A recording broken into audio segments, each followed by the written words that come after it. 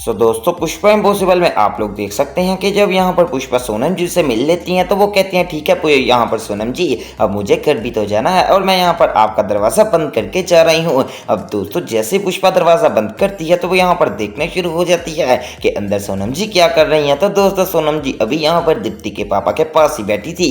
तो पुष्पा यहाँ पर मौका देखती है और सोचती है कि क्यों ना मैं यहाँ पर चली जाऊँ यहाँ पर जहाँ पर अश्विन मौजूद है अंजू के साथ। तो दोस्तों अब पुष्पा वहाँ पर चले जाने वाली है और पीछे से जो यहाँ पर दीप्ति के पापा है वो कहते हैं कि क्या हुआ सोनम इतनी ज्यादा परेशान क्यों हो। तो दोस्तों सोनम कहती है कि मुझे तो यहाँ पर उन्होंने बताया था कि पुष्पा और जो अश्विन है वो दोनों निकले हैं, लेकिन यहाँ पर तो पुष्पा पहुंची है, आखिरकार अश्विन कहाँ पर होगा। तो दोस्तों यहाँ पर अब दीप्ति के पापा कहने वाले हैं खैर छोड़ो इस बात को, चलो जाओ तुम मुझे वहां पर न्यूज़पेपर ला कर दो। तो मैं याद है वो जो लड़की आई थी वो न्यूज़पेपर लेकर गई थी, उसके पास ही पड़ा होगा, वहां पर जाकर ले आओ। अब दोस्तों यहाँ पर जो दीप्ति की माँ है वो भी वहां से उठ जाने वाली है और उसी कमरे की तरफ जाने वाली है। लेकिन दोस्तों बदकिस्मती के साथ यहाँ पर जो पुष्पा है वो अश्विन के साथ अंजू के पास ही मौजूद होते हैं और पुष्पा बात कर रही होती है कि आखिरकार अंजू क्या कर रही है। तो दोस्तों यहाँ पर अब अश्विन बताता है कि अंजू तो कुछ नहीं कर रही, लेकिन यहाँ पर दरअसल हुआ कुछ यूं है कि जो अंजू है उसकी हालत काफी ज्यादा ठीक है। लेकिन माँ आप क्यों आई हो, आपको पता है ना कि सोनम बहन भी यहीं पर मौजूद है, कहीं वो हमें देख ना ले। तो दोस्तों पुष्पा कहती है नहीं मैं देख कर आई हूँ,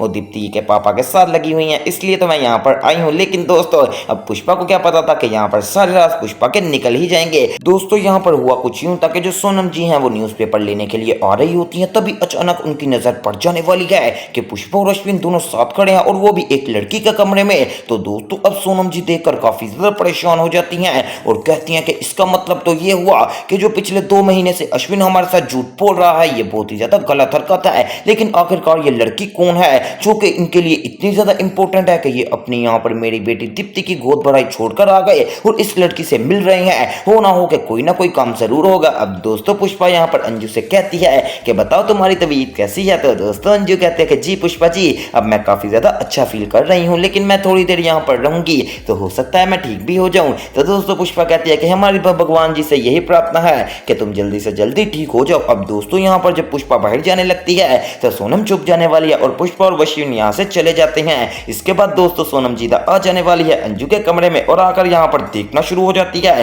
तो अंजू दिल में सोचती है कि लगता इसने सारी सीन देख लिया है। तो दोस्तों साथ ही सोनम जी कहती हैं अरे वो मैं यहाँ पर न्यूज़पेपर लेने आई थी तो मेहरबानी है मुझे न्यूज़पेपर दे दो। अब दोस्तों अंजू न्यूज़पेपर पकड़ा देती है और कहती है चलो शुक्र है इन्होंने देखा नहीं, अगर ये पहले आ जाती तो काम काफी ज्यादा खराब हो जाता है। लेकिन दोस्तों अंजू को क्या पता कि यहाँ पर सारा सीन उन्होंने देख लिया है। दूसरी तरफ दोस्तों अब जो दीप्ति की गोद भराई है वो यहाँ पर शुरू होने वाली है क्योंकि कादामनी की गोद भराई हो गई है। तो दोस्तों साथ ही पंडित जी कहते हैं कि जी दीप्ति जी आपकी गोद भराई शुरू की जाए। तो दोस्तों दीप्ति कहती है दरअसल वो मेरी माँ यहाँ पर सारा सामान लेने गई है जो कि हमने यहाँ पर प्रार्थना करनी है। तो दोस्तों पंडित जी कहते हैं कि कौन सा सामान लेने गई है, सारा सामान तो मैं अपने साथ लेकर आया हूँ। अब दोस्तों जब पंडित जी ये बात करते हैं तो यहाँ पर जो सेठ बखूदरा होता है वो भी काफी ज्यादा शॉक्ड हो जाता है और यहाँ पर सुशीला भी एक दूसरे के मुंह की तरफ देखना शुरू हो जाते हैं कि पुष्पा ने तो हमें ये कहा था ना कि अश्विन सारा सामान लेने गया है और मैं उसके पीछे जाती हूँ। अब दोस्तों यहाँ पर जो दीप्ति है वो कहती है कि बस बहुत हो गया, मैं इतनी बेवकूफ नहीं हूँ कि यहाँ पर हर बार मैं बात ही सही जाऊँ।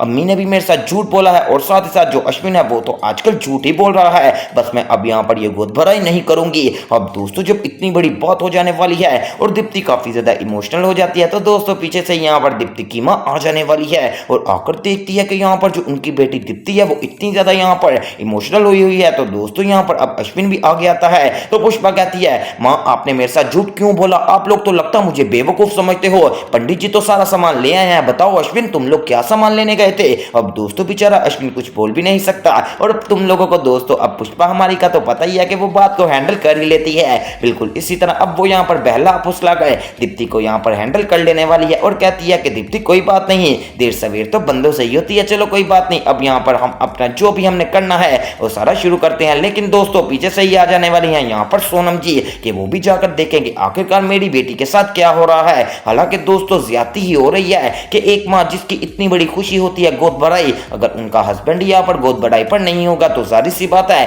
गुस्सा तो आएगा ना। लेकिन दोस्तों पुष्पा ने यहाँ पर दोबारा से दीप्ति के गुस्से को शांत कर लिया और वो कहती है कि दीप्ति तुम फिक्र ना करो, अब हम आ गए हैं ना, अब तुम्हारा अच्छे से सारा काम हो जाएगा। अब दोस्तों पुष्पा जल्दी से थाल पकड़ती है और पहले तो यहाँ पर चक्कर काटने वाली है यहाँ पर दीप्ति के सर के ऊपर से थाल के और उसके बाद यहाँ पर दीप्ति के सर के ऊपर एक बिंदिया लगा देती है और यहाँ पर फिर आशीर्वाद देकर लेकर कहती है कि चलें ठीक है, अब बारी बारी सब आए और अपनी अपनी बारी लगाकर दीप्ति का मुंह मीठा करवाया जाए। अब दोस्तों इसके बाद सुशीला जी भी आने वाली हैं, फिर बाद में आते हैं यहाँ पर बखुदरा से, और आहिस्ता आहिस्ता करते करते जब आखिरी बारी आती है तो इसके बाद यहाँ पर अश्विन आ जाने वाला है और वो दीप्ति का मुंह मीठा करवाता है, उसको मिठाई खिलाता है और कहता है कि दीप्ति जब हमारे बच्चे आ जाएंगे ना तो चोल के अंदर तो एक बहुत ही ज्यादा खुशी का माहौल होगा, इसलिए तुमने फिक्र नहीं करनी और ज्यादा बच्चों के बारे में सोचना भी नहीं है, बस अपने काम से काम रखो और ज्यादातर चिल करो। तुम बहुत ही ज्यादा जल्दी यहाँ पर सारी स्ट्रेस लेना शुरू कर देती हो। लो दोस्तों, इतनी सी बात थी, अब दीप्ति का मूड भी फ्रेश हो गया और जो दीप्ति है वो सारी बातें भुला दी हैं। लेकिन दोस्तों आपको हमारी कादम्बरी का भी तो पता है ना, वो बातें कहां पर भुलाने देती है। दीप्ति का अगर मूड फ्रेश हो भी गया है तो जहां पर कादम्बरी को मौका मिलेगा तो वो दीप्ति से अकेले में मिलेगी और दीप्ति का यहाँ पर दिल को जलाती ही रहेगी। ये एक बहुत ही ज्यादा घटिया हरकत है और कादम्बरी को ऐसा नहीं करना चाहिए, लेकिन आपको पता है कि वो कहां पर रुकेगी, वो तो ऐसी हरकत जरूर करेगी। अब दोस्तों पुष्पा जब यहाँ पर ये सारा कर लेती है तो वो कहती है कि दीप्ति मैं तेरे से माफी मांगती हूँ, मुझे पता है कि मैं यहाँ पर गलत टाइम पर चली गई थी। तो दोस्तों दीप्ति कहती है कोई बात नहीं माँ, मुझे पता है कि आप हमेशा मेरे साथ गलत नहीं कर सकती। लेकिन दोस्तों पास में खड़ी यहाँ पर दीप्ति की जो माँ है सोनम जी, वो सोच रही होती है कि मुझे अपनी बेटी को ये सारा सच बताना ही पड़ेगा कि पुष्पा और अश्विन आए थे और एक आग लड़की से मिले थे। वेल दोस्तों आपको क्या लगता है कि अगर ये बात पता चल गई यहाँ पर अश्विन को, यानी कि दीप्ति को अश्विन की, तो दोस्तों आखिरकार दीप्ति का क्या रिएक्शन होगा?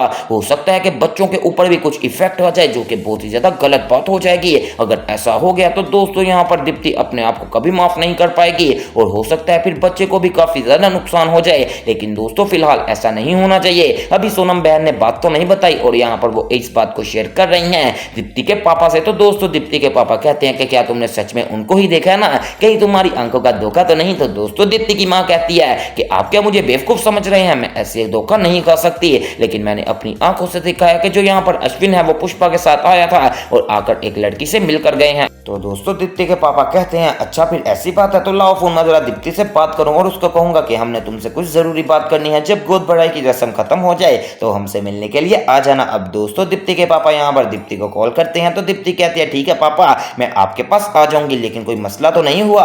तो दोस्तों दीप्ति के पापा कहते हैं कि नहीं बेटा कोई मसला नहीं है, बस वो वस्तु से जरूरी बात करनी है। अब दोस्तों यहाँ पर दीप्ति जाएगी अपने पापा से मिलने के लिए, लेकिन दोस्तों से वैसे सच में मुझे काफी ज्यादा यहाँ पर हुआ था कि पंडित जी भी आ गए थे और पुष्पा ने झूठ बोला।